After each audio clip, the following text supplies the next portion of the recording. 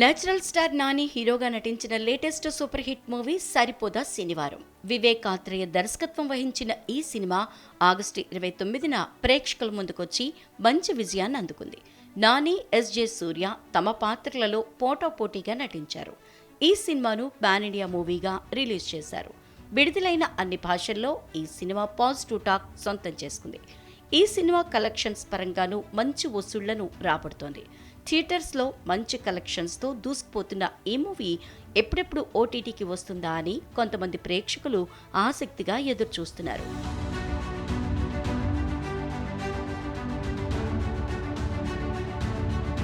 అయితే సరిపోదా శనివారం movie OTT rights భారీ ధరకు అమ్ముడైందని తెలుస్తోంది. ప్రముఖ ఓటీటీ సంస్థ నెట్ఫ్లిక్స్ ఈ సినిమా ఓటీటీ రైట్స్ను ఫ్యాన్సీ రేటుకు దక్కించుకుందని తెలుస్తోంది. అలాగే ఈ సినిమా సెప్టెంబర్ 27 నుంచి ఓటీటీలో స్ట్రీమింగ్ కానున్నట్లు టాక్ నడుస్తోంది. మరి ఈ వార్తల్లో వాస్తవం ఎంతో తెలియదు, కానీ ఈ టాక్ ఫిల్మ్ సర్కిల్లో చక్కర్లు కొడుతోంది. సరిపోదా శనివారం సినిమా ఓటీటీ రిలీజ్పై మేకర్స్ కానీ ఓటీటీ ప్లాట్ఫామ్స్ ఎలాంటి క్లారిటీ ఇవ్వలేదు. త్వరలోనే ఈ మూవీ ఓటీటీ డేట్ను అనౌన్స్ చేసే అవకాశం ఉంది.